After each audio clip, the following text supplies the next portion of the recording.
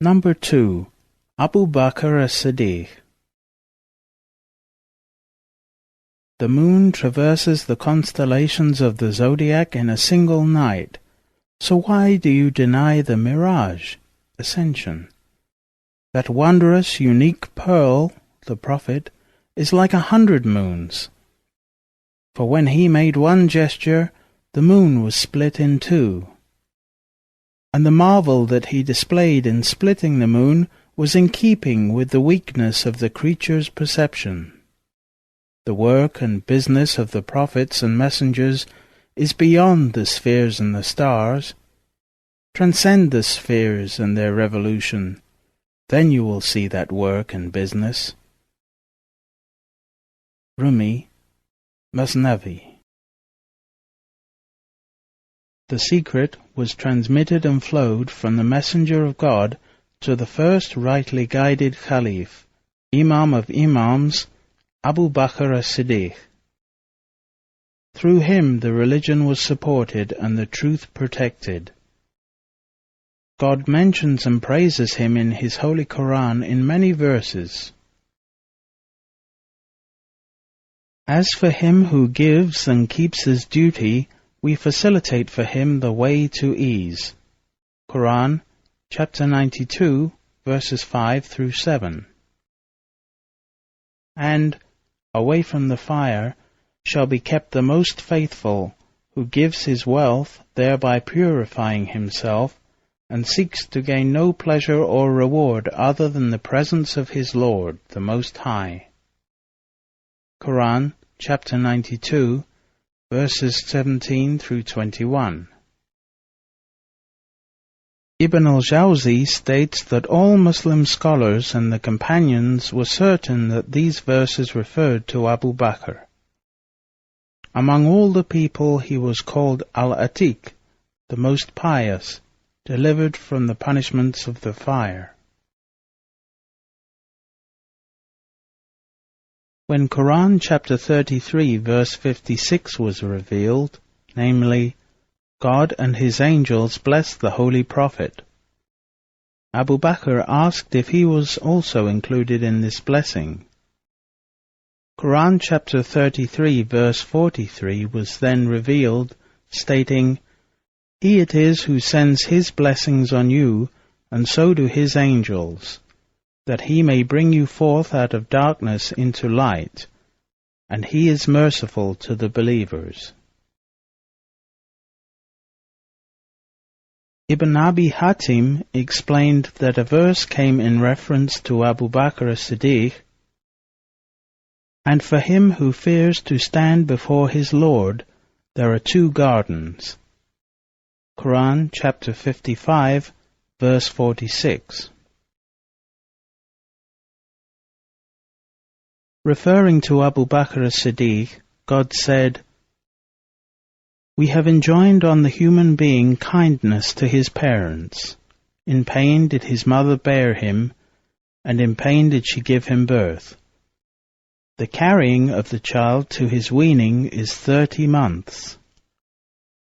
At length, when he reaches the age of full strength and attains 40 years, he says, O my Lord, grant me that I may be grateful for thy favor which thou hast bestowed upon me, and upon both my parents, and that I may work righteousness such as thou mayest approve, and be gracious to me in my issue.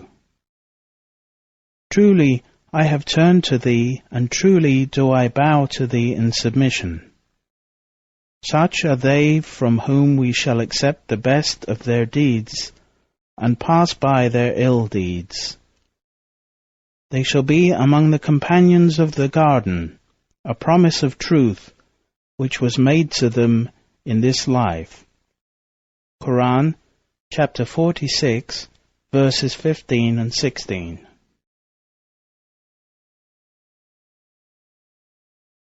Ibn Abbas says that these verses came as a description of Abu Bakr as-Siddiq, God honoring and elevating his state among all the companions of the Prophet.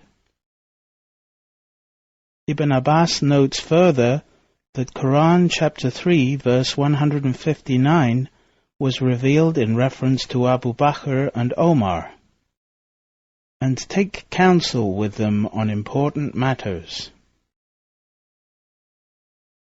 Finally, the great honor accorded to Abu Bakr in accompanying the Holy Prophet on his flight from Mecca to Medina is referred to in the verse, "When the unbelievers drove him out, he had no more than one companion. The two were in the cave, and he said to his companion, 'Fear not, for God is with us.'" Quran chapter 9 verse 40. In addition to the praise of God, Abu Bakr as-Siddiq received the praise of the Holy Prophet and of his companions. This is recorded in many well-known traditions. God will show His glory to the people in a general way, but He will show it to Abu Bakr in a special way. Never has the sun risen or set on a person other than a prophet greater than Abu Bakr. Never was anything revealed to me that I did not pour into the heart of Abu Bakr. There is no one to whom I am obligated and have not repaid my debt except Abu Bakr, for I owe him much for which God will compensate him on the Day of Judgment. If I were to take an intimate friend other than my Lord, I would have chosen Abu Bakr. Abu Bakr does not precede you because of much prayer or fasting, but because of a secret that is in his heart. Bukhari narrates from Ibn Umar that in the time of the Prophet we did not recognize anyone higher than Abu Bakr as-Siddiq, then Omar, then Uthman. Bukhari also narrates from Muhammad ibn al-Hanafiya, Ali's son, "I asked my father, 'Who is the best person after God's apostle?' He said, 'Abu Bakr.' I asked, 'Who then?' He said, 'Then Omar.' I was afraid he would say Uthman next, so I said, 'Then you?' He replied, 'I am only an ordinary person.'" Tabarani narrated through Maz that the Prophet said, "I had a vision that I was put on one side of the scale and my community was put on the other side, and I was heavier. Then Abu Bakr was put on one side and my community was put on one side, and Abu Bakr was heavier. Then Omar was put on one side and my community was put on the other, and Omar was heavier. Then Uthman was put on one side and my community on the other, and Uthman was heavier. Then the scale was raised up." Hakim narrated that Ali was asked, "O Commander of the Faithful, tell us about Abu Bakr." He said, "He is a person whom God called as-Siddiq from the tongue of the Prophet, and he is the Khalif of the Prophet. We accept him for our religion and for this world." There are many other traditions indicating the great attainment of Abu Bakr as-Siddiq with respect to all the other companions. Abu Bakr was the best friend and most beloved companion of the Holy Prophet. He was blessed by being first and foremost throughout his life in his belief, his support, and his love of the Holy Prophet. For this quality, he was honored with the title as-Siddiq, the Truthful One. He was the first free adult man to accept Islam at the hands of the Prophet. He had never joined in the worship of idols practiced by his contemporaries. He came to Islam without any trace of doubt or hesitation. Many years later, the Holy Prophet recalled, "Whenever I offered Islam to anyone, he always showed some reluctance and hesitation and tried to enter into an argument. Abu Bakr was the only person who accepted Islam without any doubt or hesitation, and without any argument."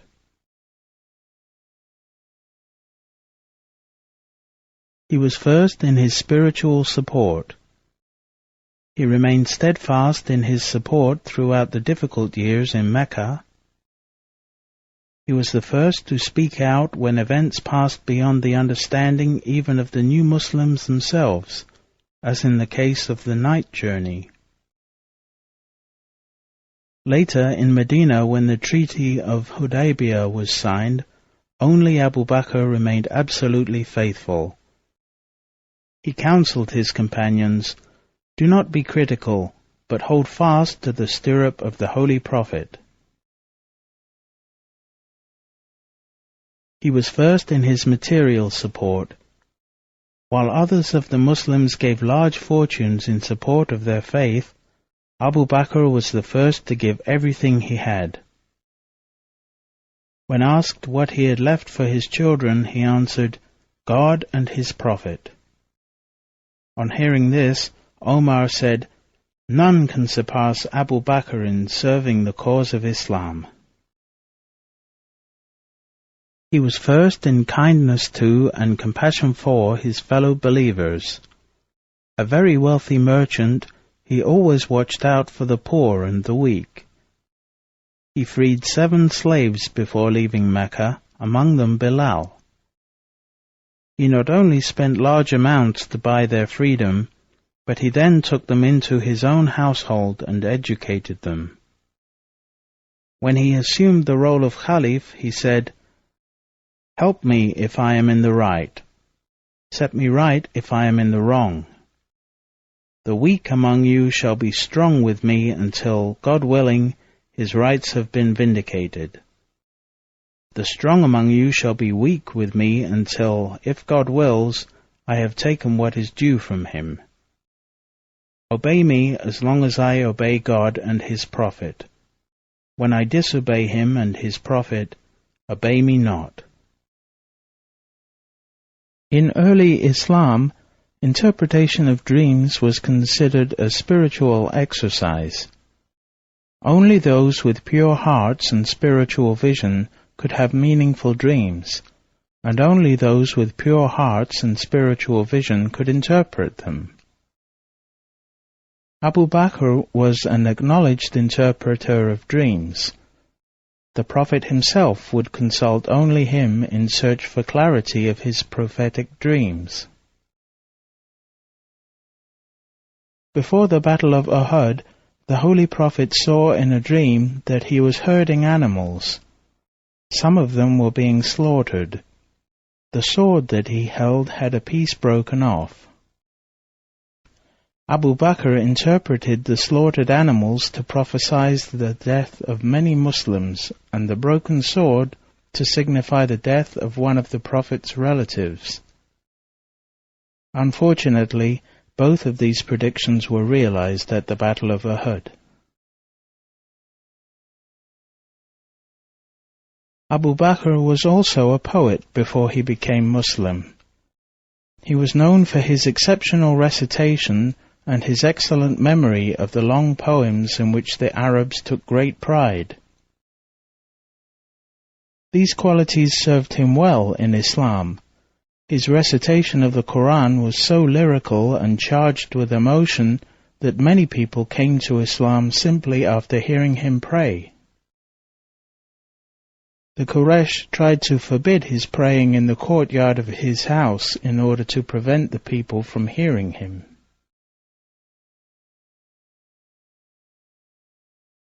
It is due to his memory that many of the most important traditions come to us today. Among them are those indicating the proper form of prayer and those specifying the proper proportions of the pour due. Yet out of the many thousands of traditions verified and recording, only 142 come through Abu Bakr. His daughter, Aisha, related that her father kept a book of over 500 traditions, but that one day he destroyed it.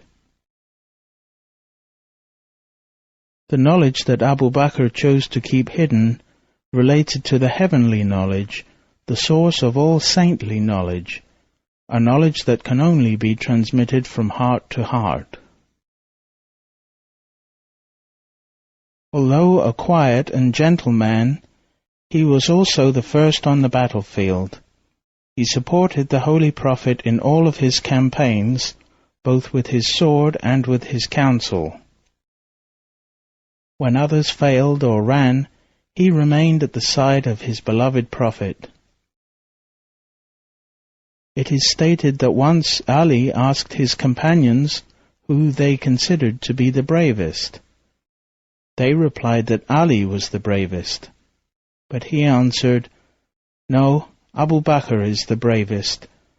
On the day of the Battle of Badr, when there was no one to stand guard when the Holy Prophet prayed, Abu Bakr stood with his sword, and he did not allow the enemy to come near." He was, of course, the first to follow the Holy Prophet as Caliph and leader of the faithful.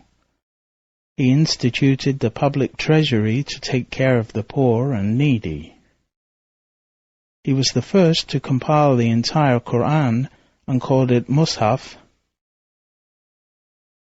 In regard to spiritual transmission, he was the first person to give instruction in the method of reciting the sacred words La ilaha illallah for purifying the heart by zikr.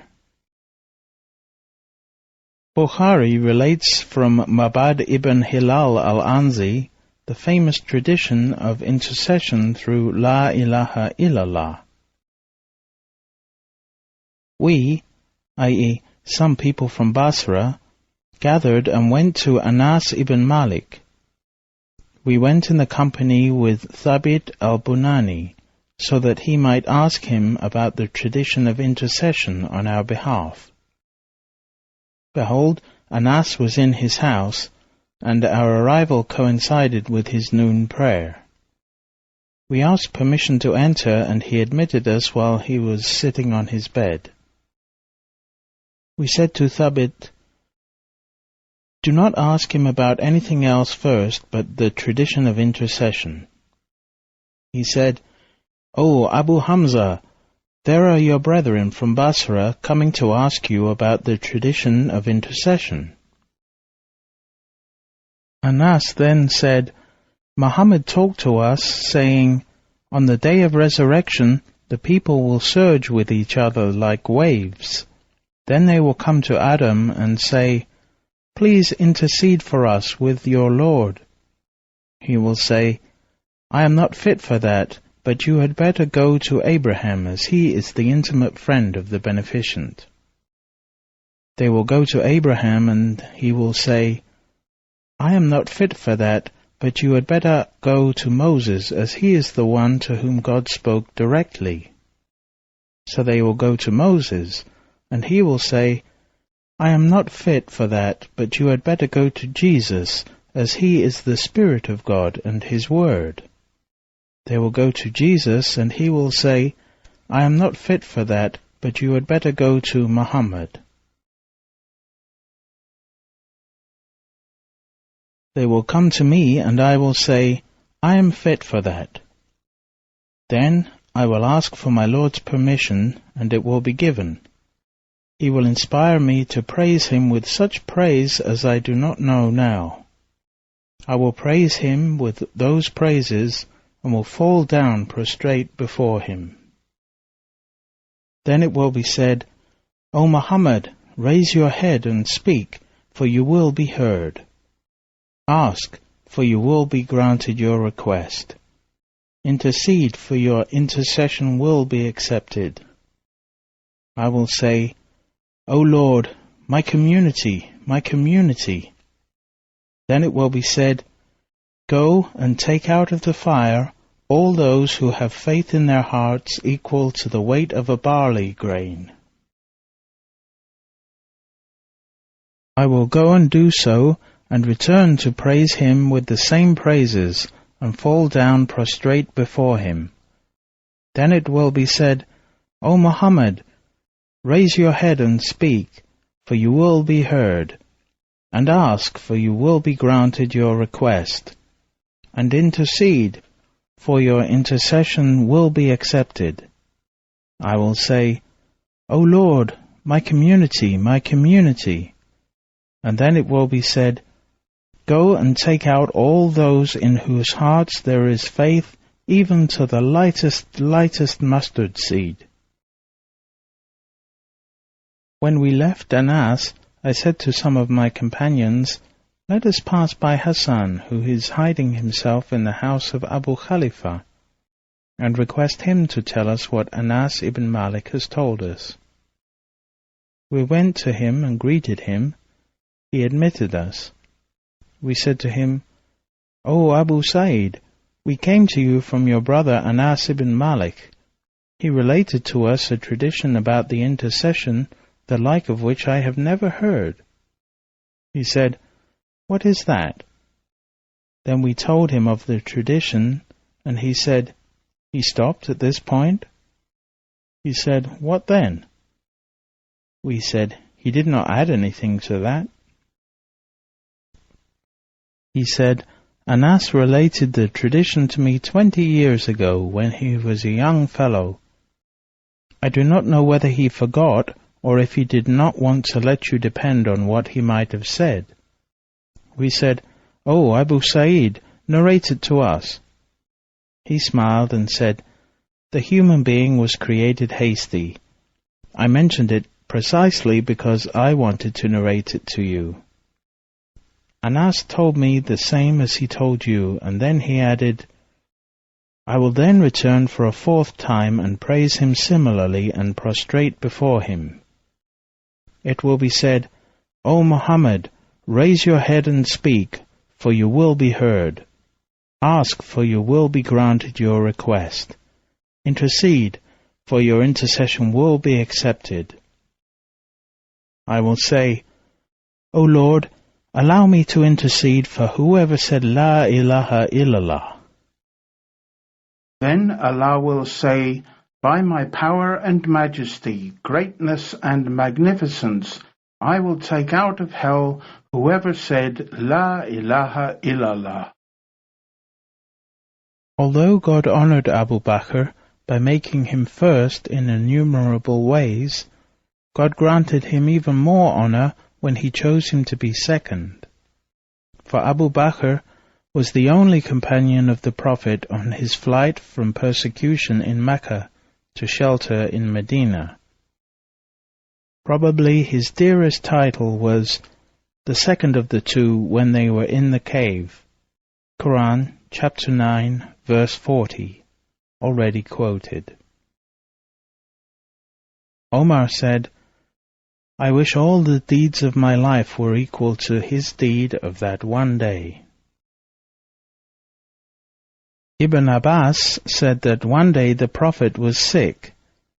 He went to the mosque, wrapped his head with a cloth, sat on the minbar, and said, If I were to take anyone as my intimate friend, I would take Abu Bakr, but the best friend to me is the friendship of Islam. Then he ordered all the doors of the neighboring houses which opened into the mosque of the Prophet to be closed, except the one of Abu Bakr. And that door is still open to this day. The 4 Imams and the Sheikhs of the Naqshbandi order understand from this tradition that anyone who approaches God through the teachings and example of Abu Bakr will find himself passing through the only door left open to the presence of the Prophet. From his sayings: No speech is good if it is not directed towards the pleasure of God. There is no good in a person if his ignorance overcomes his patience, and if a person becomes attracted by the charms of this lower world, God will dislike him as long as he keeps this in his heart. We have found generosity in piety, God consciousness, richness in certainty, and honor in humbleness. Beware of pride, because you will be returning to the earth, and your body will be eaten up by the worms. When he was praised by people, he would pray to God, saying, O God, you know me better than I know myself. I know myself better than these people who praise me. Make me better than what they think of me. Forgive those sins of mine of which they have no knowledge. Do not hold me responsible for what they say.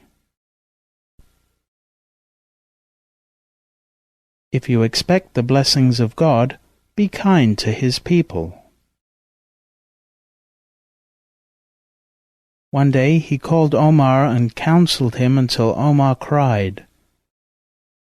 Abu Bakr told him, If you keep my counsel, you will be safe.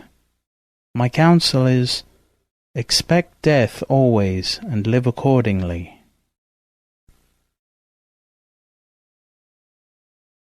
Glory be to God, who has not given his creatures any way to attain knowledge of him, except by means of their helplessness and their hopelessness of ever reaching such attainment.